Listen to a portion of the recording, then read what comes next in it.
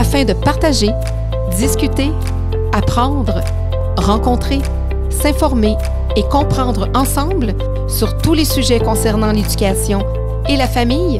Bienvenue ici à votre podcast Éducation Famille. Bonjour et bienvenue à votre podcast Éducation Famille. Aujourd'hui, j'ai l'honneur de recevoir un homme qui a roulé pas mal sa bosse, qui travaille encore, qui est très actif. Alors, ce monsieur est diplômé de l'Université d'Ottawa en administration des affaires. Il est fondateur du Club d'investisseurs immobiliers du Québec, organisme sans but lucratif qui compte plus de 35 000 membres et même 55 000 amis Facebook au Québec et dont la mission est de partager toutes les informations nécessaires afin de réussir dans l'investissement immobilier. Conférencier, formateur, coach et mentor, il consacre une grande partie de son temps à aider les gens à devenir indépendants financièrement dans notre marché québécois. Il est l'auteur de best-sellers «L'indépendance financière grâce à l'immobilier» et «L'indépendance financière automatique», mais il a écrit encore d'autres livres aussi, plusieurs livres, même en co-auteur. Il est l'auteur également du livre «Faites de l'argent en immobilier avec l'argent des autres» et co-auteur de Focus, couple millionnaire de l'immobilier, 101 trucs en investissement immobilier et courage, vision et passion. À titre de président et cofondateur de l'Association des prêteurs hypothécaires privés du Québec, organisme aussi à but non lucratif qui met en place la standardisation des méthodes de travail, la mise en œuvre d'un code d'éthique dans le domaine des prêts privés et enfin le regroupement de plusieurs prêteurs privés qui travaillent individuellement dans le but de leur offrir un support professionnel et un encadrement constructif. Mais aussi, son rôle le plus important, il est l'heureux père de deux dames, dont Emmanuel, 44 ans, et Isabelle, 48 ans. Il est aussi le grand-père de Jacob, 16 ans, qui, lui, se trouve à être le neveu de son fils unique, Thierry, 16 mois. Alors, ça me fait vraiment plaisir de rencontrer M. Jacques Lépine. Monsieur Lépine, bonjour. Bonjour, ça me fait plaisir d'être ici. C'est une belle présentation, hein? Oui, je l'aime. C'est quasiment, moi qui est en l'éducation, c'est quasiment une résolution de problème avec des chiffres. Je dis, bon, mais là, finalement, Thierry, qui a 16 mois, c'est l'oncle de Jacob. Exact. Hein? Donc, on va en parler parce que c'est naturellement votre volet familial qui est quand même extraordinaire dans tous les sens du terme. On va en parler, mais naturellement, je veux parler de votre expertise en immobilier. Vous êtes un homme d'affaires prospère qui a fait quand même fortune dans le milieu de l'immobilier. Vous étiez un précurseur de l'immobilier, ça a toujours existé, mais d'en faire un regroupement, de mettre ça en avant-plan, l'importance et le fait qu'on peut gagner sa vie avec ça. Oui, je me considère comme un vulgarisateur des techniques d'investissement immobilier pour les rendre accessibles à tous et chacun. Alors moi, j'ai appris par la méthode dure, c'est-à-dire que ça n'existait pas. Quand j'ai commencé, moi, en 1983, il y avait quelques livres américains que je lisais de peine et de misère parce que mon anglais était comme ci, comme ça. Mais malgré ça, j'allais aux États-Unis suivre des formations. Et je me disais qu'à chaque fois que j'y allais, si je ramenais un truc que je pouvais appliquer au Québec, j'étais gagnant. Alors je l'ai fait souvent, puis effectivement, après quelques années, j'avais déjà fait fortune en immobilier en appliquant ces trucs-là. Et bien sûr, avec beaucoup de travail, beaucoup de passion, beaucoup d'énergie. Et de la curiosité, et aimer ce qu'on fait, hein, la passion. Oui, c'est ça, la passion. La passion. Parce que vous êtes un homme d'affaires. Est-ce que vous avez eu des entreprises à travers ça? Avant l'immobilier, est-ce que vous faisiez autre chose moi, côté affaires? J'avais un petit bureau de comptabilité. OK. Mais en 1983, la comptabilité, mon épouse à ce moment-là était infirmière.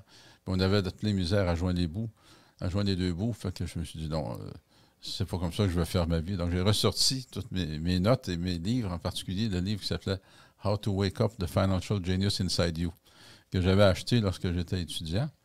Et ce livre-là m'avait marqué beaucoup. Mais chemin faisant, le mariage, des enfants qui arrivent, qu'on est pris dans le rat race, la routine. Mm-hmm. Et j'avais mis de côté tout ça. Mais à un moment donné, j'ai réalisé que je ne passerai pas ma vie comme ça. Fait que j'ai ressorti mon livre et j'ai commencé à l'appliquer immédiatement. Puis vous avez appliqué ça de quelle façon? Là, c'est avec l'immobilier. Avec l'immobilier, oui. Mon bureau de comptabilité me permettait de gagner ma vie, mais pas comme je le désirais, pas avec les ambitions que je voulais. Il fallait que je fasse autre chose. Et l'immobilier m'avait toujours attiré. À partir du moment où j'étais arrivé à l'Université d'Ottawa, Je suis arrivé avec ma valise, puis je cherchais des logements, puis il n'en existait pas. On n'en trouvait pas, c'était plein partout.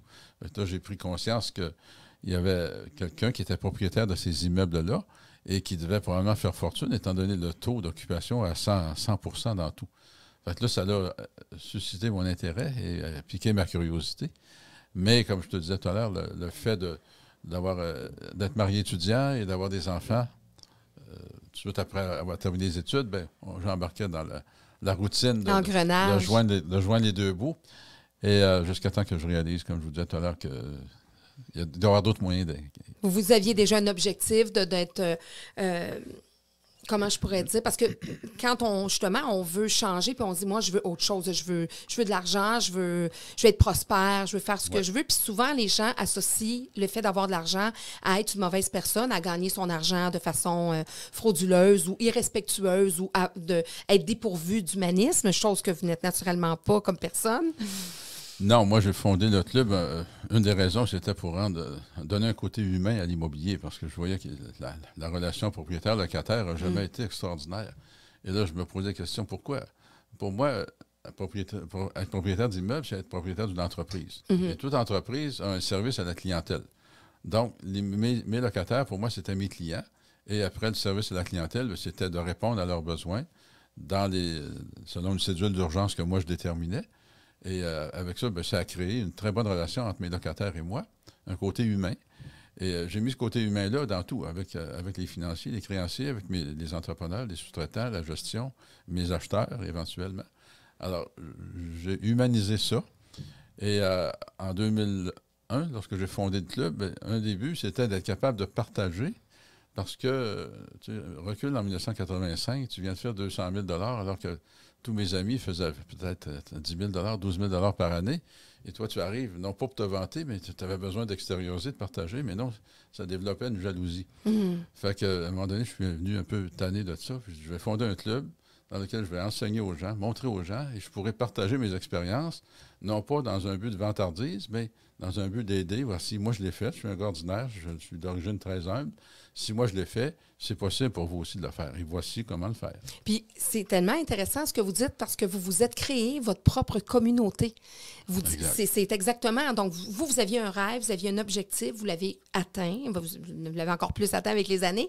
Mais là, vous vous êtes dit, là, moi, OK, c'est le fun, j'ai atteint mon objectif. Mais là, les gens que j'aime, mes consoeurs, mes confrères, les gens avec qui je suis, mon entourage font tous peut-être 20 fois moins que moi par année. Et effectivement, on pourra en parler tout à l'heure, être fortuné, il y a la jalousie, il y a le regard des autres, etc. Puis là, on peut faire deux choix. On peut se dire, là, je cherche d'autres personnes fortunées qui ne me ressemblent peut-être pas à moi intérieurement, ou je fais bénéficier. Puis ça, vous le savez, c'est rare. Souvent, les gens qui vont faire fortune puis qui ont trouvé la solution, ils la mettent dans un beau petit tiroir à clé, il y a bord à triple tour, puis ils ne veulent pas partager leurs connaissances. Moi, selon moi, faire de l'argent seul, c'est très plate. C'est très ennuyant. Peut-être que je ne suis pas assez égoïste, mais moi, je suis le gars qui aime partager.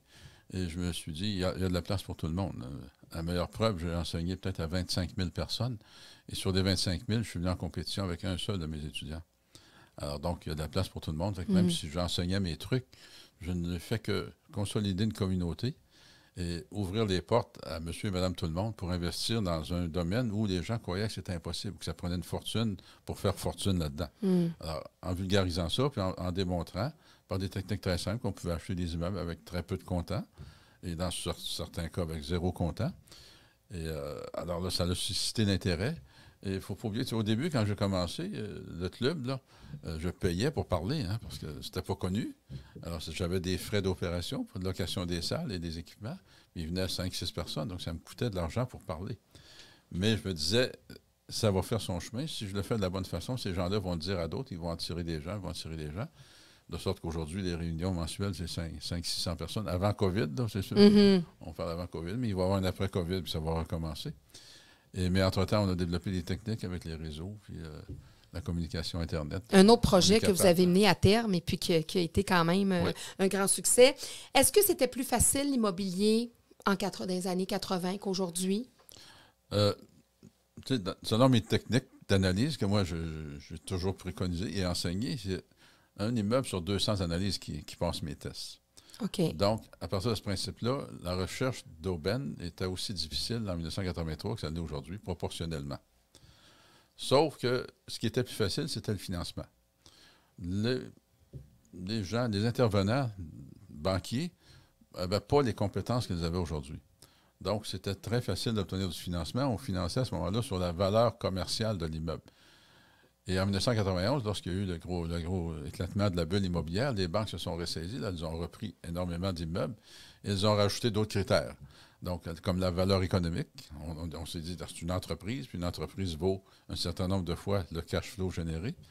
Avec un taux de capitalisation, on arrive à donner une valeur économique à un immeuble et un ratio de couverture de la dette. Donc, on obligeait les gens à mettre un peu plus de comptant pour qu'il y ait une dette suffisamment équilibrée pour couvrir cette dette-là avec les revenus des entreprises. OK. Puis parce que là, justement, les médias en parlent aujourd'hui à Montréal. Bon, ça fait longtemps que à Toronto, à Vancouver, là, les prix sont astronomiques par rapport à l'immobilier dans ces grandes villes-là. Là, Montréal, on est à la porte de ça, où là, ça prend énormément de valeur. Et on se dit, là, il y a justement des articles qui disent que un couple qui veut acheter une maison à Montréal doit faire en revenu familial un petit peu plus de 200 000 $. Qu'est-ce que vous pensez de ça, vous? Bien, d'un certain côté, je trouve ça terrible parce que c'est beaucoup, ça prend beaucoup de sous. Et la moyenne des salaires au Québec n'est pas de 200 000 par année, hein, même en couple. Alors, ça rend difficile l'accès à la propriété. Mais par contre, ça va forcer les gouvernements, entre autres la SCHL, à changer les ratios d'analyse et amortir la dette sur un peu plus longtemps, comme dans les vieux pays. En Angleterre, tu peux amortir un prêt hypothécaire sur 45, 50 ans, alors qu'ici, la moyenne est de 25 ans. Donc, pour rendre accessible à la propriété, il faudra étirer le versement. Bien sûr, la maison va coûter 4 fois le prix. Oui, les banques vont s'enrichir encore plus. Oui, mais ça, je suis d'accord, mais il ne faut pas regarder ça de ce côté-là. Il faut regarder que pour la majorité du monde, l'achat d'une maison, c'est le principal placement de leur vie pour la majorité du monde. Donc, même s'ils la payent 3 ou 4 fois, j'appelle ça de l'épargne forcée. Ça les force à faire un versement. Puis en bout de ligne, bien, je commence souvent mes conférences avec ça. Mon premier immeuble, c'est un 5 logements, je l'ai payé 55 000. Un 5 logements en 1983. Alors, combien vaut aujourd'hui un 5 logements? Peu importe les cycles économiques qu'on a passés, les hauts et les bas qu'on a vécus, il reste qu'un 5 logements aujourd'hui vaut au moins 500 à 600 000 $. Alors, je l'ai payé 55 000 qui était très cher à l'époque. La même chose se passe pour les maisons. Oui, tu vas la payer plusieurs fois, mais en bout de ligne, elle va prendre de la valeur en supposant que le passé est garant de l'avenir, qu'il y aura toujours une inflation. Mais même s'il y a une inflation ou une déflation, l'inflation repart toujours vers une tangente ascendante. Mais j'ai déjà lu, je pense, quelque part qu'en Chine, des fois, ça prend jusqu'à 3-4 générations pour que la maison se paie. Quand une maison est achetée par la famille, c'est transmis de génération et ça peut prendre 3 à 4 générations. On est loin de ça ici, mais ça peut, à la limite, aller vers ça. Mais pour revenir au marché, c'est sûr que le marché actuel est en pleine effervescence. Il est très chaud. Mais depuis plusieurs années, je dis qu'on nous flottons, on surfe sur une vague. Et toute vague, selon les lois de la physique, casse à un moment donné. Hein, qu'est-ce qui peut faire casser une vague? Bien, c'est un sol peu profond, où dès qu'on s'approche de la rive, la vague, elle va casser. C'est sûr. Donc, l'immobilier, c'est sûr qu'à un moment donné, il va y avoir un rajustement. Je ne peux pas parler de perte de valeur encore, mais il va sûrement avoir un rajustement. Là, actuellement, il y a de la surenchère. Donc, première étape, il n'y aura plus de surenchère. Deuxième étape, si ce n'est pas stabilisé, bien, il y aura peut-être une diminution de prix. Mais le taux d'intérêt influe beaucoup d'influence sur la valeur des immeubles, en tout cas des propriétaires revenus. Alors, si le taux d'intérêt est élevé, c'est sûr que la valeur des immeubles va toujours chuter. C'est comme ça que j'ai parti, d'ailleurs.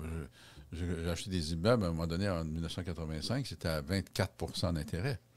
Alors, pas besoin de vous dire qu'à ce moment-là, la valeur des immeubles était au minimum. Et j'en ai acheté le plus possible parce que les banques étaient ouvertes à financer. Ils reprenaient des immeubles. Et des gars comme moi qui étaient faire avec. Oui. Ils me proposaient des deals, on va te le financer. Fait qu'ils me finançaient à 100 %. Alors, j'ai pris un gros risque, mais ma logique était simple. J'ai rien. Le pire qui peut m'arriver, si je perds tout, je ne perds rien. J'ai déjà rien. Alors, c'est une logique, pas mathématique, mais c'est une logique d'humain. Et puis, je me disais, dans ma naïveté, mon ignorance du départ, ça ne se peut pas que le taux d'intérêt demeure si longtemps que ça, à 24 %. Le pays va faire faillite. Dans ma tête, c'est impossible que le Canada fasse faillite. juste dans ma tête, avec mon ignorance. Mais mon flair m'a donné raison parce que un an après, les taux avaient baissé à 8 Fait qu'imaginez, tous les immeubles que j'avais achetés avaient triplé de valeur. Pas doublé, triplé de valeur. Alors, je me suis ramassé avec une équité extraordinaire. J'ai refinancé ces immeubles-là et ça m'a permis d'acheter une autre quantité considérable d'immeubles. C'est ce qui a fait ma croissance. Donc, ça peut être encore accessible à une famille, bon, peut-être pas à Montréal. Puis je lisais un petit peu là-dessus par rapport justement au fait qu'à Montréal, ça augmente. Puis il y a des gens justement qui se sont prononcés là-dessus puis qui disaient c'est normal que le coût de l'immobilier dans les centres-villes où il fait bon vivre soit astronomique.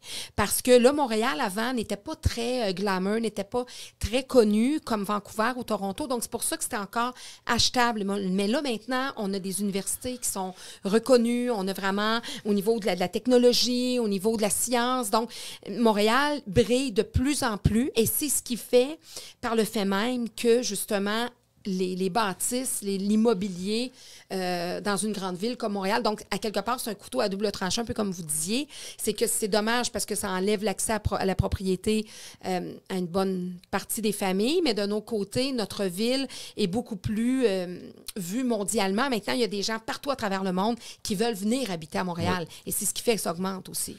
Ben, on a trouvé un nouveau terme pour ça. Ça s'appelle la gentrification. Alors, on amène d'autres catégories de gens un peu plus en moyen pour acheter ces immeubles-là. C'est sûr que ça élimine certaines catégories de gens, malheureusement, qui devront s'exiler un peu vers les banlieues. Mais avec ce qu'on vient de vivre avec la COVID, je pense que le télétravail s'est implanté. Il va demeurer, peut-être pas aussi intense qu'actuellement, mais il va demeurer beaucoup. Et on se rend compte que la productivité des gens est améliorée dans le télétravail comparativement au bureau.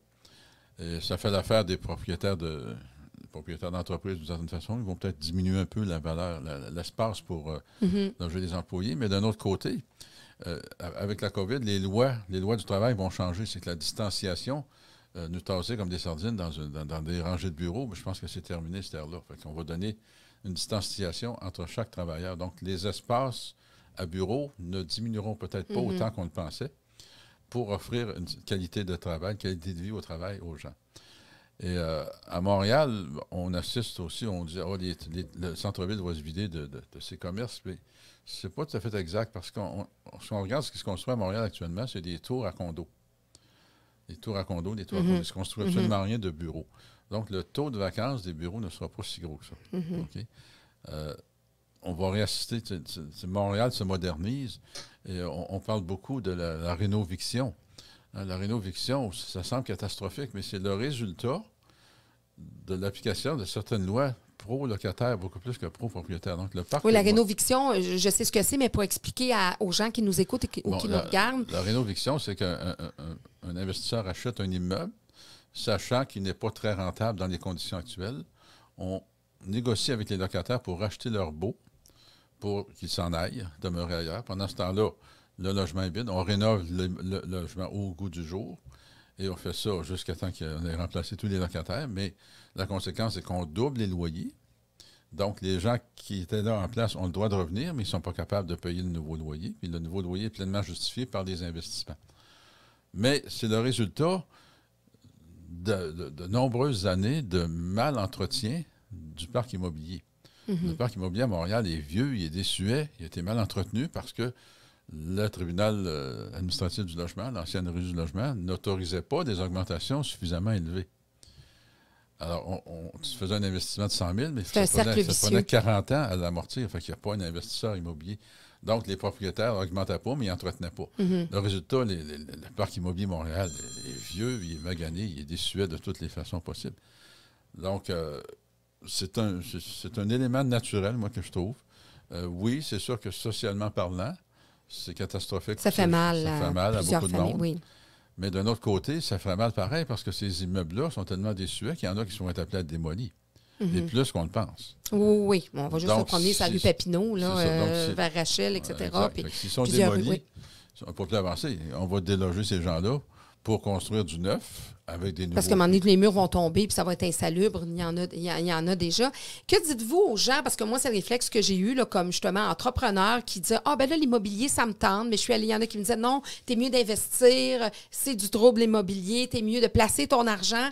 Puis moi, c'était plus immobilier qui m'interpellait. Là, puis, mais que dites-vous? Ben, j'imagine que vous investissez de votre côté aussi, mais.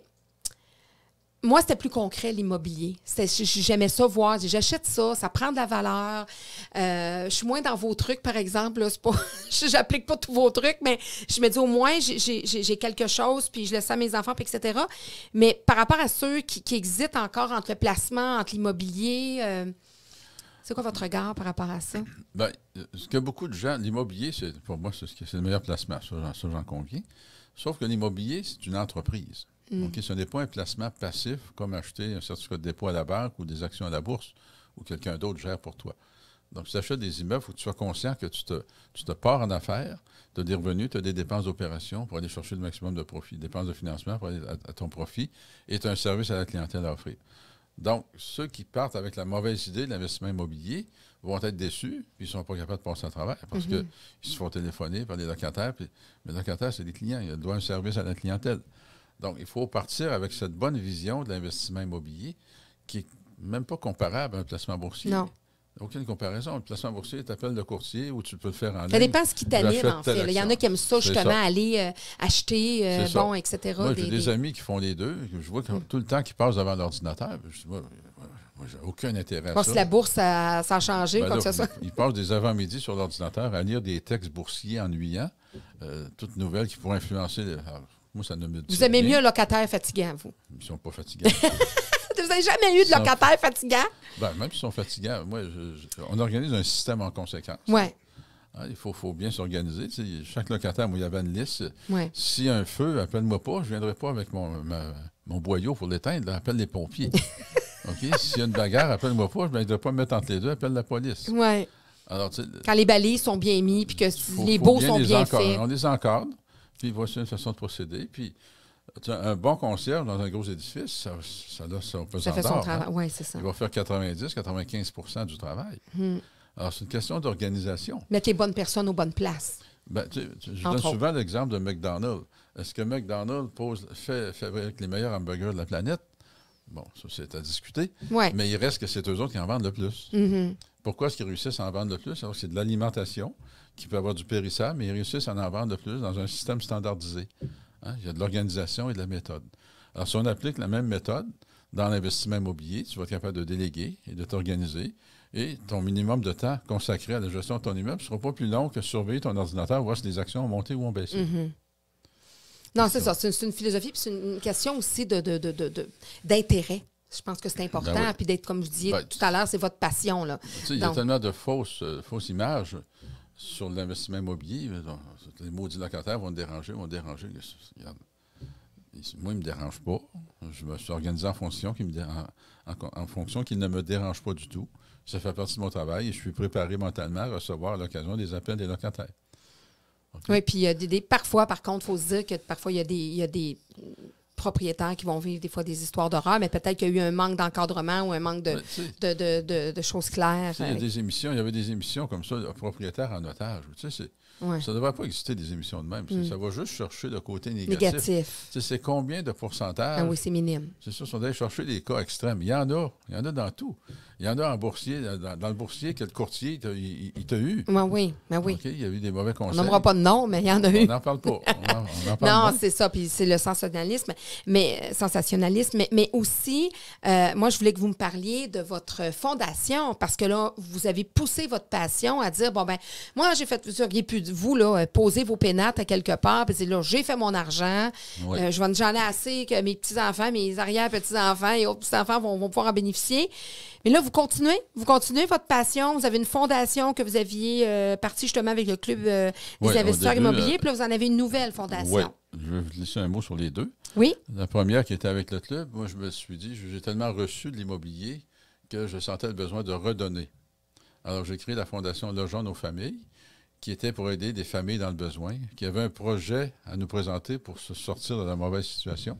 Et on leur payait le logement pendant 1 année. Alors, c'était pour redonner à la société parce que je recevais beaucoup. Donner au suivant. C'est ça, donner au suivant. Et ça a fonctionné très, très bien. Et évidemment, lorsque j'ai vendu le club, la fondation a suivi. Et je suis moins actif dedans parce qu'elle est autonome et on me demande moins. Mais avec mon épouse Jézabel, on vient de fonder la fondation Jézabel et Jacques Lépine, qui est dans un but plus diversifié que celui qu'on avait dans le Journaux Famille.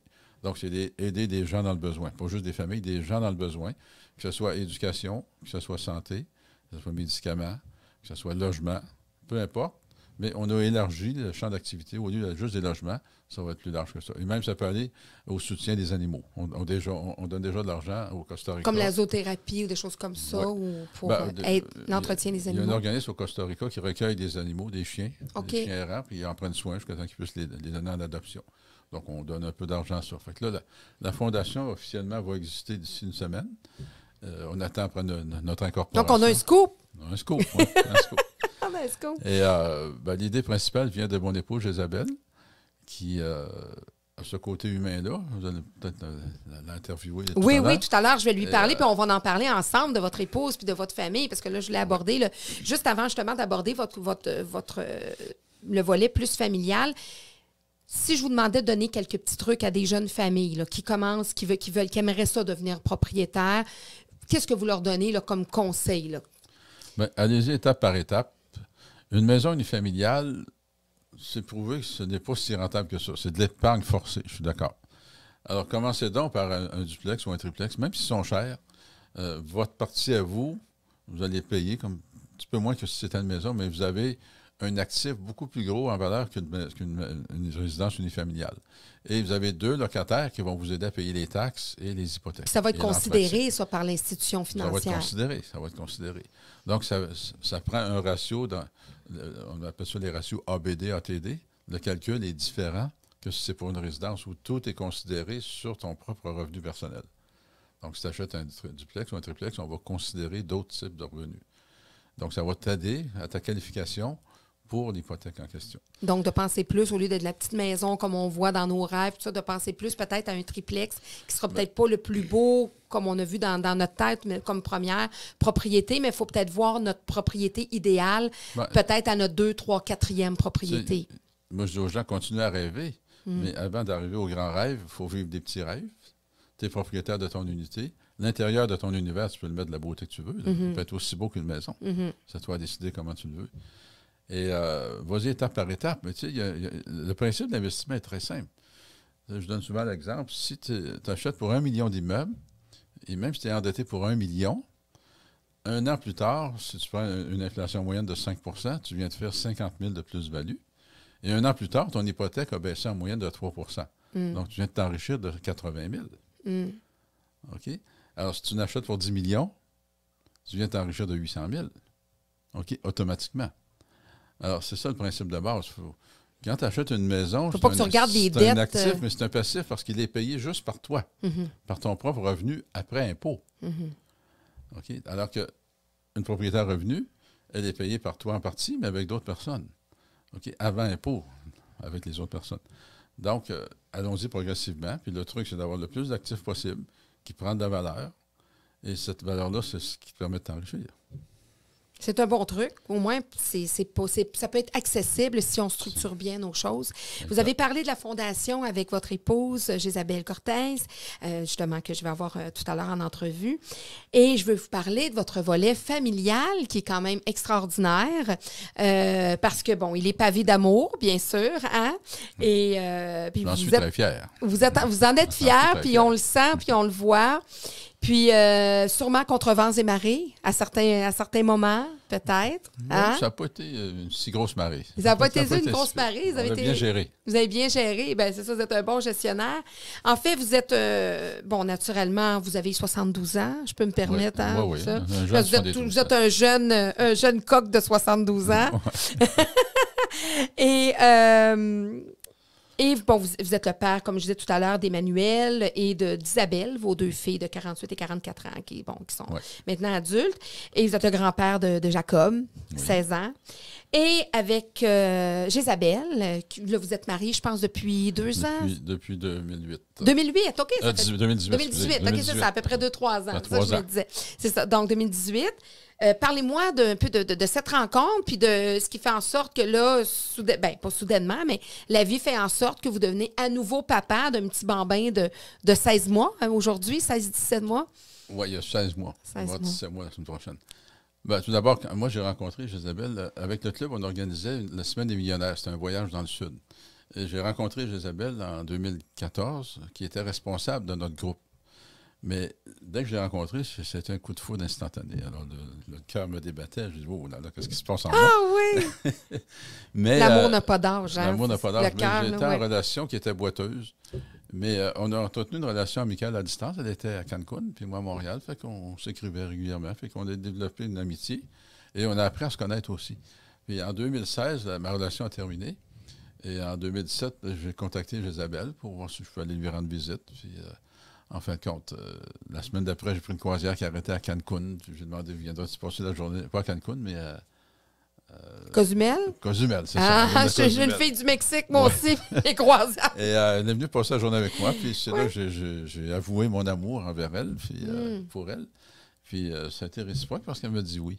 Enfin, on avait déjà appris à se connaître à distance. Et ça a très bien été. Fait qu'on a commencé notre relation à distance. Alors, j'allais la voir soit à Cancun, elle venait me voir à mon condo en Floride, ou elle venait me voir ici à Montréal. Après, on se voyait un peu partout sur la planète. Comme un couple d'amoureux là, dans la frénésie du début. Oui, une fois, on se voit à Vegas, l'autre fois, on se voit à New York pour suivre le cours d'Anthony Robbins. Ah oui! Unreach the Power Within You. Mm-hmm. Et après, on est partis en voyage ensemble, puis en Suède, et une croisière jusqu'à Saint-Pétersbourg en Russie. Puis là, on a appris à se connaître. Et puis, à un moment donné, là, on a dit, regarde, autant Jézabel que moi, l'amour à distance, là, c'est pas mon rêve, numéro un. Puis elle non plus. Alors, je lui ai dit, moi, c'est sûr qu'à mon âge, je suis moins intéressé à m'en aller au Mexique. Si j'étais jeune, ce serait une autre histoire, mais toi, est-ce que tu serais intéressé à venir vivre au Québec? Alors, elle connaissait déjà le Québec pour être venue suivre, il y a une dizaine d'années précédentes, quelques cours de français, pendant 2 ou 3 mois. Alors, puis elle aimait le Québec. Donc, ça a été facile, elle a dit oui. Puis, en octobre 2017, elle a aménagé avec moi dans notre résidence. Puis là, vous êtes dans votre rêve, vous êtes sur vos beaux nuages avec votre douce Jézabel. Mais pendant ce temps-là, là, vous avez vos 2 filles qui sont là. Et là, vous annoncez à votre entourage que vous êtes amoureux d'une femme de 30 ans plus jeune. Oui. Alors, bon, naturellement, avec tous les jugements qui viennent avec, mais avec aussi les gens qui sont dans votre entourage, comment ça se passe? Comment ça se vit? Bien, ça a été un petit peu un mini tsunami au départ, parce que les autres, dans un instinct de protection, ils avaient peur que je me fasse avoir ou quoi que ce soit. Puis là, à un moment donné, j'ai mis les cartes sur table. J'ai dit, écoutez, j'ai toute ma tête à moi. Je ne suis pas juste dans l'émotion, je suis dans la raison aussi. Et je connais la personne, je l'ai bien étudiée, j'ai vu sa famille, puis c'est une excellente personne. Puis moi, c'est mon choix de passer ma vie avec elle. Alors, ça a été très simple là-dessus. Et en fin de compte, ça s'est calmé, puis ils l'ont accepté. Je dis, vous n'avez pas le choix. Moi, l'amour pour vous autres est inconditionnel, sauf que vous ne viendrez pas gérer ma vie. Vous avez votre place, puis l'amour, ça se multiplie. Hein? Parfois, on pense que ça peut se diviser. Des fois, même dans les familles reconstituées, on a l'impression qu'on ne veut pas aimer trop les enfants de l'autre, quoi que ce soit, parce que ce pas les nôtres, mais c'est un peu la même chose que vous avez vécu, dans le sens que c'est vraiment... ça se multiplie, l'amour. Je tiens à féliciter et remercier Jézabel, parce que c'était pas évident pour elle de vivre un certain rejet, qui ne la connaissait pas du tout, mais... Il y avait un certain rejet, sans que ce soit prononcé. Il y avait un feeling de rejet. Il y avait des non-dits. C'est ça. Il y avait des non-dits qui voulaient tout dire. Elle a été très courageuse, puis elle a fermé les oreilles sur beaucoup de choses, puis elle a laissé couler ça le temps que cette crise-là se passe. Mais aujourd'hui, la relation est très bonne. Elle se parle très, très bien. Puis, ça, c'est votre entourage plus près. Plus près, oui. Le regard des autres. Vous êtes dans un monde d'affaires. Je m'en suis toujours foutu. Moi, j'ai fait ce que j'ai à faire. Ouais. Ma vie m'appartient. J'ai choisi Jézabel, elle m'a choisi. Il y a une différence d'âge. C'est sûr que c'est frappant. C'est frappant. Je les voyais un petit peu au début. Aujourd'hui, c'est Isabelle qui les voit. Moi, je ne les vois plus. Non. Mais c'était drôle. C'était vraiment des réactions très drôles. La première fois, je suis allé la voir à Cancun. On était allé souper dans un restaurant, puis il y avait un couple de personnes âgées qui étaient de mon âge, en fait. La madame me regardait avec des yeux. Là. Ça m'a l'air de dire, espèce de vicieux, qu'est-ce que tu fais là? Oui, c'est Puis ça. le monsieur, il avait le gros sourire fendu jusqu'aux oreilles. Il était jaloux! C'est beau, t'as dit chanceux. Il était jaloux! Alors, oui. Mais c'est tellement vrai ce que vous présentez comme image. C'est ça, c'est les jugements des personnes. Parce que, bon, là, on est beaucoup dans l'ère de dire, il ne faut pas juger le sexe, l'homosexualité, le genre, etc. Mais on juge encore énormément la diversité, la diversité des âges. Puis, naturellement, vous êtes un homme fortuné. On ne va pas avoir peur des mots, là. Disons que vous êtes fortuné, vous avez bien réussi. Alors, c'est sûr que le premier jugement, c'est bon, il se paye une petite jeune, c'est pour son argent. Elle est là juste pour son argent. Sans le dire, c'est marqué là, dans leurs yeux. Ça a passé dans la tête de beaucoup de gens. Mais on ne s'est pas arrêté à ça. L'important, c'est que nous autres, on s'aime. Puis on se le démontre à tous les jours, à tous les matins, tous les soirs. On se remercie d'être ensemble. Merci de nous avoir choisis. Puis merci d'être avec moi. Et, matin et soir. Et ça, depuis qu'on est ensemble, on le fait. Un beau hug, puis on se le dit. On l'entretient. On l'entretient. L'amour, ça doit s'entretenir, peu importe l'âge. De sorte qu'aujourd'hui, Isabelle, elle va pouvoir vous le confirmer tout à l'heure, mais je pense qu'elle ne voit plus mon âge. Non. Elle ne le voit pas du tout, du tout. Non, c'est ça. Tout est dans l'âme, tout est dans le cœur. C'est correct aussi. Regarde, je suis sur les 12 ans, je n'ai pas d'énergie de 40 ans, mais le fait d'être avec une femme de 40 ans, ça me donne de l'énergie aussi. Mais oui. Et le fiston de 16 mois, bien, ça me donne de l'énergie aussi, même si ça m'en prend. Ah oui, parce que lui, il voit son papa, là. Il ne voit pas l'âge de son papa, là. Puis papa, t'es là, puis prends-moi, puis prends-moi, puis prends-moi, puis... là, ça va être bientôt cours derrière mon vélo. C'est commencé. Commencé à courir à pied, là, mais... Non, puis ça, c'est bien le fait que vous choisissez puis que vous dites, bien, on s'en fout parce que c'est un beau message de dire, peu importe le jugement des autres, peu importe ce qu'on vit, la base, c'est l'amour, on s'est choisi, c'est deux êtres humains. Puis effectivement, vous êtes un homme d'affaires, vous avez roulé votre bosse, vous avez pris des décisions, vous avez parti d'une fondation, des entreprises, vous avez, parti plein de choses. Puis là, à partir du moment où là, vous avez quelque chose et vous prenez une décision un peu hors norme, si on peut dire, de la société, là, on pense que soudainement, vous avez perdu l'esprit et que, que vous ne savez pas, vous êtes un peu aveuglé, mais comme vous disiez, vous êtes... pensez ce que vous voulez, ça me coule entre chaque bord des oreilles, ça ne me dérange pas du tout, du tout. Et l'important, c'est on vit notre moment présent. Alors, je n'ai pas de mots pour décrire, on est heureux ensemble. Puis c'était une des conditions. Isabelle a dit, oui, mais moi, je veux des enfants. Puis au début, c'était plus ou moins, mais à un moment donné, c'était une condition. Alors, une fois que j'ai accepté le fait, ma décision était prise. OK, on a le bébé, puis oui, parce qu'elle être intense avec le bébé. Ben oui, c'est ça, parce qu'elle était à un âge, justement, où à un moment donné, l'horloge biologique nous appelle et la maternité nous appelle. Puis là, à un moment donné, on est à minuit moins 5. C'est ça. Donc, c'est ça. Et ce petit bambin-là, de 16 mois, justement... Écoute, c'est la meilleure chose qui m'est jamais arrivée de ma vie. OK. Puis pourquoi vous dites ça? Qu'est-ce qui vous fait dire ça? Ben écoute, j'ai une vision complètement différente d'à 23 ans. À 23 ans, tu es pogné dans le feu de l'action, puis tu te cours, excusez l'expression, tu te cours après la queue pour réussir à faire, puis tu as toutes les ambitions de la vie. Alors, tu as moins de temps, tu as moins de temps physiquement, et mentalement, tu es moins là. Alors que là, j'ai du temps physique et mentalement, je suis là à 100 %. Alors quand je suis avec le bébé, je suis avec le bébé. Puis vous n'avez pas de soucis, mettons? Aucun souci. Je n'ai pas à me tracasser de l'argent. Financier, c'est ça. J'ai à me tracasser, d'aimer mon fils, d'aimer ma femme, d'aimer mon fils, puis qu'on fasse une belle vie ensemble, puis de transmettre de meilleure éducation possible et de lui consacrer le plus de temps possible.